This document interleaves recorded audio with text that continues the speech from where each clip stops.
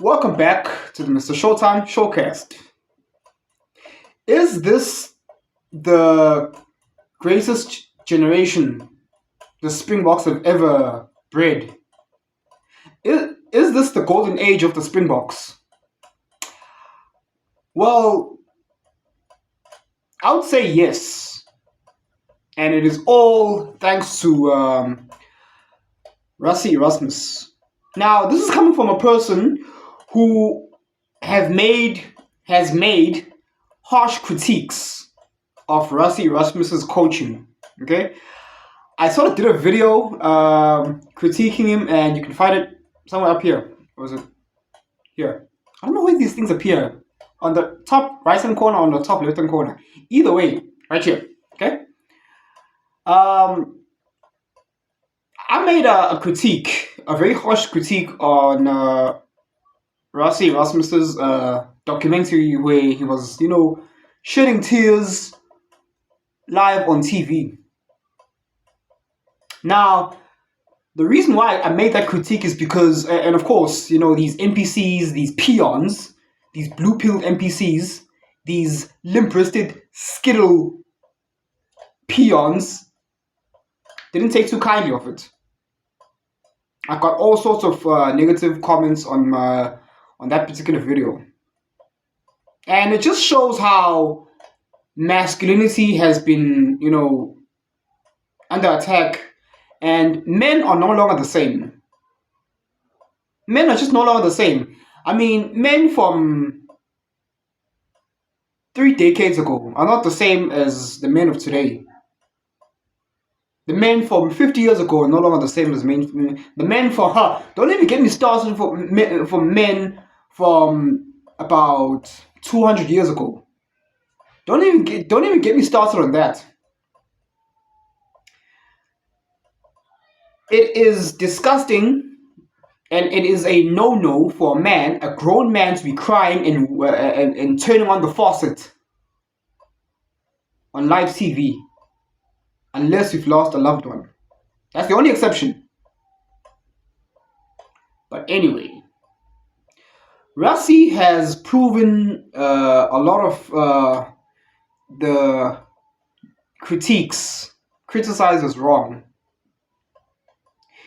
He's the first captain. I said captain. He's the first head coach, even though in 2023 it was Jacques Nienaber technically as head coach, but let's be honest, Rassie Erasmus was still acting like a head coach. He was still a hands-on head coach, even though technically he was head of what's it called? The board of SA Rugby, the head of the SA Rugby board, whatever. Okay. I forget the title. But anyway, look, man. It's Rassie Erasmus's coaching. And look, I've critiqued, my critiques were warranted at first, let's be honest. Because the lead up towards the 2023 Rugby World Cup was not pretty. It wasn't pretty. It really wasn't. The whole box kicking, scope and yak thingy was really annoying. And I used very harsh words. It was warranted. But Rassie has proven himself to be, a rugby genius. He's proven himself to be a rugby genius. Because he held out his game plan that he was going to use in the knockout stages. Because if you think about it, the Springboks during the Rugby World Cup tournaments, especially in the knockout stages, right, in the finals, they didn't do scope and yak box kicking. They swung the ball, they used the width of the field, and Rassie Erasmus's player selection was, it worked out. He made an appropriate player selection, although players like Willie Leroux, I don't know why Rassie keeps picking Vinny LaRue. Like, seriously. Okay? Because, fine, congratulations, Villy. You have your two Rugby World Cup championships. Okay, now, bye. Because really, Vinny LaRue is just not. He's not working out for the Springboks anymore. Okay? He was very good under Heineken Meyer when he used to do those up and unders and he used to chase and he used to, regather, recollect. That was his best time. Okay? That was his peak performance as a player, as a Springbok fullback. But now, no. Remember that time where he got steamrolled by Shannon Frizzell when we were playing in 2023, just before the World Cup, when we were playing the All Blacks at Mount Smart Stadium, I think. Correct me in the comment section if I'm inaccurate. He got steamrolled by Shannon Frizzell, and Shannon Frizzell just rolled over him and just dotted down for a try. Villiers is just not working out. I would have selected someone like Kervin Bosch to go head to head with Jody Barrett, but that's just my little opinion. Okay, we do have formidable fullbacks such as Apelele Fassi and Damien Willemse. Yeah, we have had fullbacks to make up for it, and they've proven themselves well, right? And yeah, man. Rassie Erasmus is a genius. He is. When was it? We were playing in Ellis Park against the All Blacks when I saw Cheslin Colby take a line-out throw. I was like, wow. Now, the thing about humanity is we always criticize when a good idea worked out. Sorry, a good idea failed, it flopped. Even if it was a good idea, if it flopped, we criticize. If it worked out, it actually clicked, we were like, yay! Yeah, that's just how people are. Even if it was a good idea. Or, on the flip side, if a bad idea somehow worked out, clicked. Something that Kobus Reinach tends to do every now and then. Kobus Reinach, as a scrum half, he is a risky player. Every move he makes is risky. Whatever Kobus Reinach does, it will either work out successfully or it will either flop dismally. Same with Quay Cooper. Okay? Quay Cooper will, let's say for example, they're on the defense, right? And they're standing on the try line or on the try area, right? There's a rack there, and Quay Cooper receives the ball at first receiver. Quay Cooper has no problem trying to run out or stepping or doing like a little cross kick to the wing, even though they're just like centimeters away. And sometimes, to his fortune, it will work out. He'll do like a cross kick to his winger, standing on the try area. Not even on the try line, not even on the 5 meter thingy, 5 meter yard. On the try area, he'll do like a step, he'll do like a skip pass to his winger or thingy. And the winger might break out and actually do like a line break, and you gain plenty of running meters, and that's how they get out of the red zone. Or whatever Quay Cooper does, it will flop. The same thing with Kobus Reinach. He will snipe, okay, all by himself. Break the line. Kudos, yes. Breaks the line, gets tackled way far downfield, and now there's no cleaners, and then turnover. Or sometimes he'll do like a box kick and he's not even shielded. He's not even covered. Anyone can just like charge it down, deflect the ball, block the ball, and then... But sometimes, to his credit, it works out. He'll break the line, all by himself, do like a chip and chase, regather and score a try. That's... and coming back to what I'm saying, even if it's a bad idea, If it works out, we give credit like, oh yes, individual brilliance. And even if it's a good idea and it doesn't work out, we say, oh, what were you thinking? Oh, that's a bad move. Oh, that's just how mankind is. That's just the lack of patience and quick to judge most people are. But anyway, man, Rassie Erasmus is a rugby genius. My hat's off to him. Okay? We have now beaten the All Blacks 4 times in a row. The last time we did that was back in the 1940s. I heard. Right? So Rassie Erasmus is breaking records, and we retained the Nelson Mandela shield.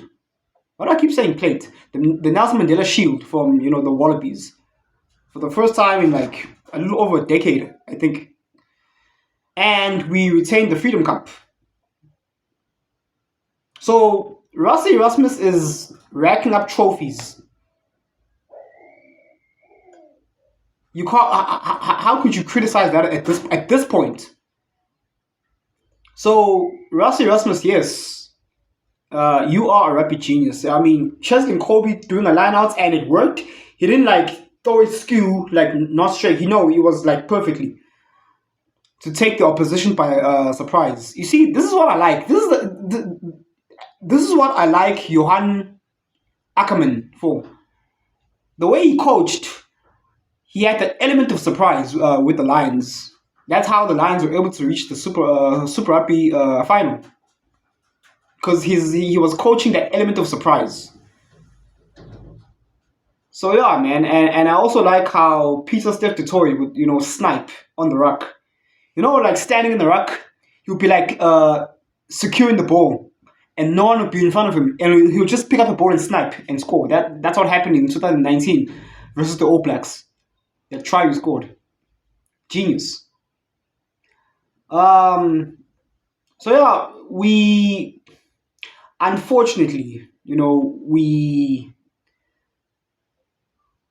lost by 1 point with the Los Pumas. I don't know what it is with the Springboks. Whenever we play away at in Argentina, we I don't know.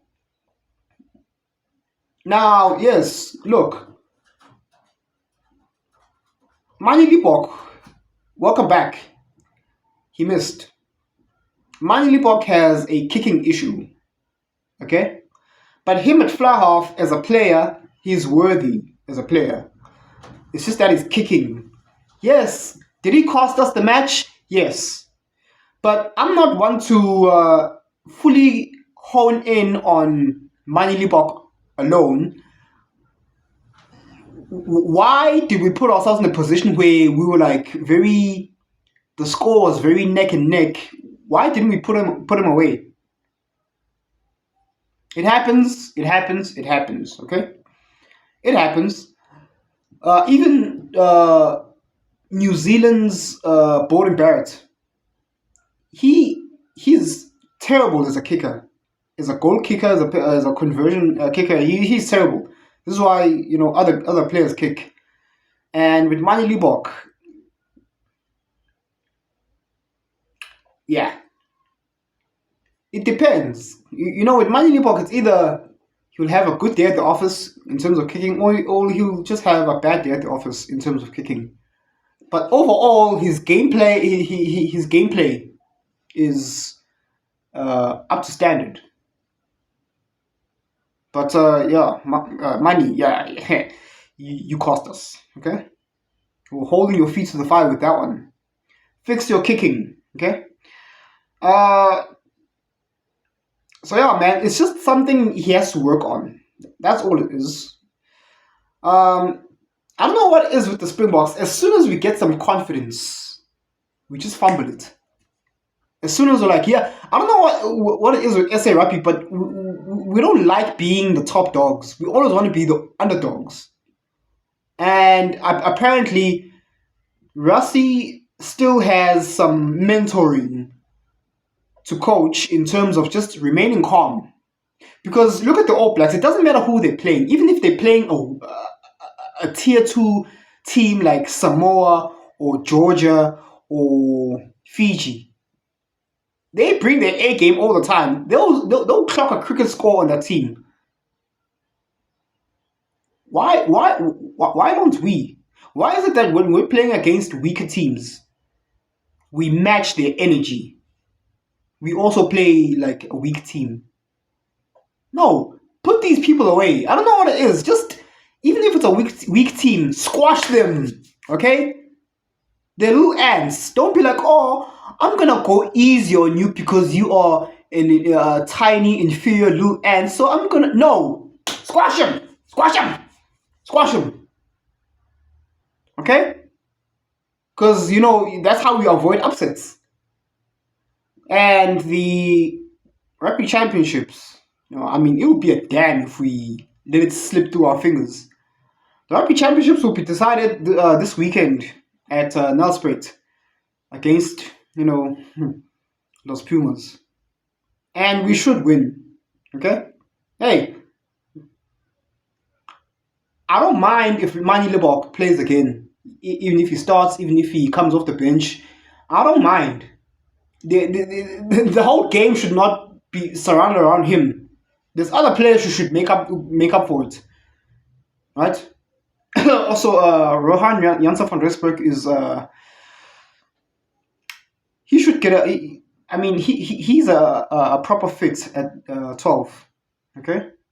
But I don't know why people like Damien Delinde so much because he doesn't do anything. The only thing about Damien Delinde is he's hard to bring down. He's hard to break down because he gets the ball, he ducks his head, and he goes into contact. And yeah, he gains some running meters, but that's it. When was the last time Damien Delinde had a highlight reel? A remarkable play. You see, Rohan Janssen van Rensburg. You know what I like about Rohan Janssen van Rensburg? He plays a lot like Nani Laumapi, the inside center that used to play for the Hurricanes, that the All Blacks just let him. They just let him go because Steve Henson, he wanted to give, what's his name? Ryan Crotty closure because he wasn't selected for the 2015 Rugby World Cup. So he opted to select Ryan Crotty instead. And there's only so many players you can select. I know. But Nani Laumapi was the next big thing in terms of, New Zealand's inside centre, number 12. And now he's gone to go play overseas. They ruined him.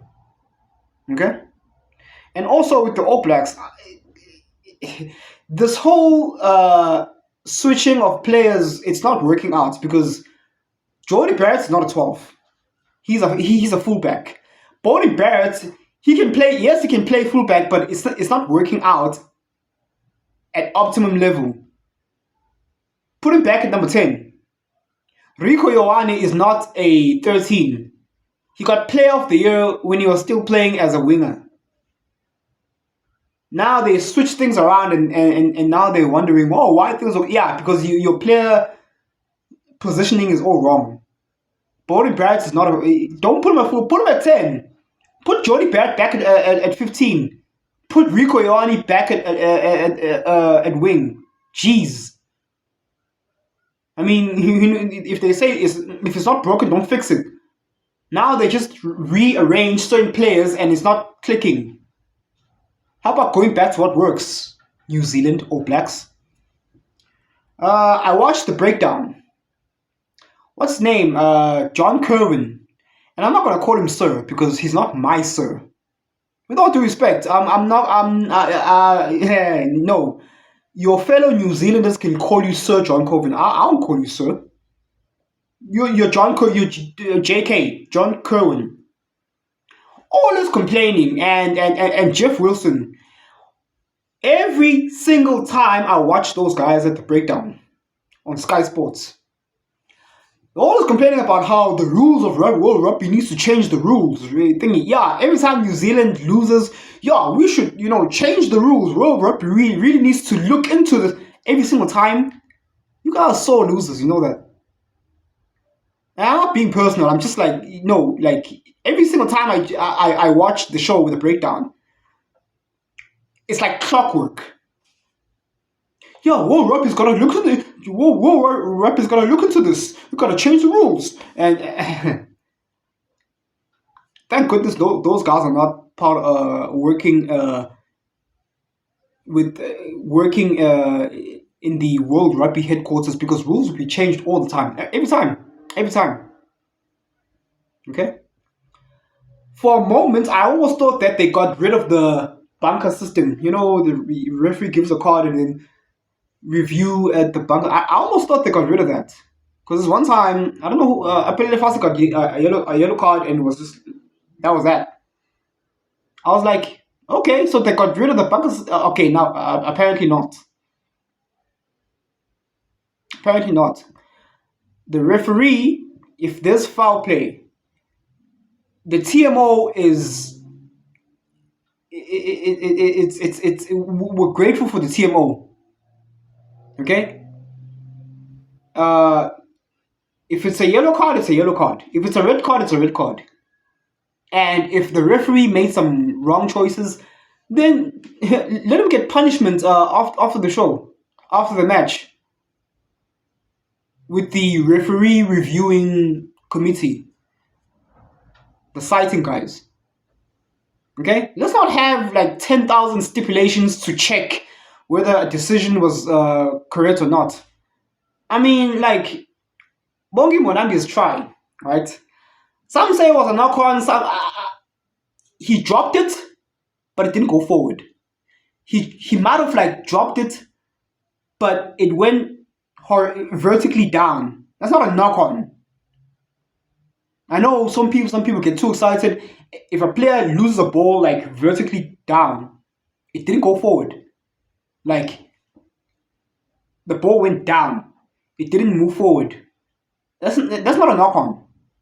Okay, it might be considered a knock on because, you know, but if it was lost backwards, it's not a knock on. Bongi Bonambi's try, his hand was in front of the ball here, right? That ball was lost straight down. It didn't go forward, so it wasn't necessarily a knock on. So yeah. Anyway, those are just my takes. Rassie, he's got some. Rassie has some mentoring to correct in terms of his players, not game plan. I'm happy with the game plan at this point. I'm happy the way the Springboks are playing. I'm happy with the player selection, aside from Villeroux and Damien Delindi. Okay? But other than those two, and Jesse Crew, yeah, three of those guys. Yeah. Those three guys, if it was up to me, they'll be, you know, out of there. Okay? But yeah, I'm happy with it. The problem is not the game plan, it's just the mentoring. Okay? Keep your composure. If we're down, 7 points down, and it's like 10 seconds left on the clock, just keep your composure. I mean, look at what the All Blacks do. The All Blacks, remember in 2012, when the All Blacks were down 7 points, or a few points, and it was like the last, like it was a stoppage time, and the All Blacks halfway on the halfway field, they just kept the composure, like thingy, phase after phase after phase, until they scored to make a comeback. You know what match I'm talking about, right? So yeah, man, look, keep your mother sucking composure, Springboks. Don't, like, if we're down and we're at the opposition's 5 meters or try line, and we're pushing to score in that particular area. No, recycle the ball and swing the ball out wide.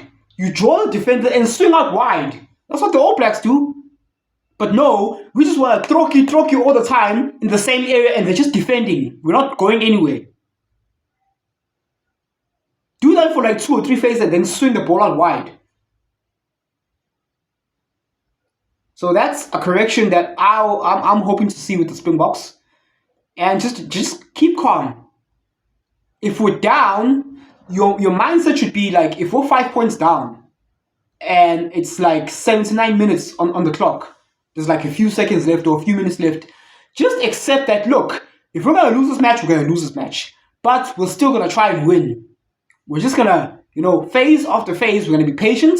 We're going to swing the ball out wide. Stop having this nonsense that, no, it's too risky. No, swing it out wide. That's why the space is. Because trying to play too narrow, you're not gaining any ground. Swing the ball. Skip pass. Okay? I'm not saying kick, because that's how you lose the ball. Keep the ball in hand and just relax. Keep your composure until you score. So yeah, in my personal opinion, speaking about golden generation, the 2012-2013 Springbok team under Heineken Meyer, that was also a good team as well. Even though we were cheated by the All Blacks when Bismarck du Plessis made that fair tackle on Dan Carter and then he got a yellow card for it. The second one was debatable, but the first one was like unfair. Okay? Back-to-back World Cups. What more can you ask for? So let's make it 3. This coming World Cup. Okay? Let us not lose our composure. I mean, look, Springboks, let us be comfortable with being the top dogs. Let us be confident with dominating. I don't know what it is with Springboks because, like I said before, we get a little too much confidence and then we get complacent and then we start losing matches that we should have won. Like I said, Rassie, the mentoring aspect should be fixed with the Springboks. But other than that, you've been watching this far. Thank you so much for watching. And remember, I was debating whether or not I should be doing my outro because, I discuss American politics, this show, and it's been a while since I've done a rugby review video. As the saying goes, better late than never. Should I do my outro because, it ties... Oh, what the hell? And remember, the Matrix has you. Follow the White Rabbit. And don't fall for the psyops. Thank you for watching. Cheers. See, I did it.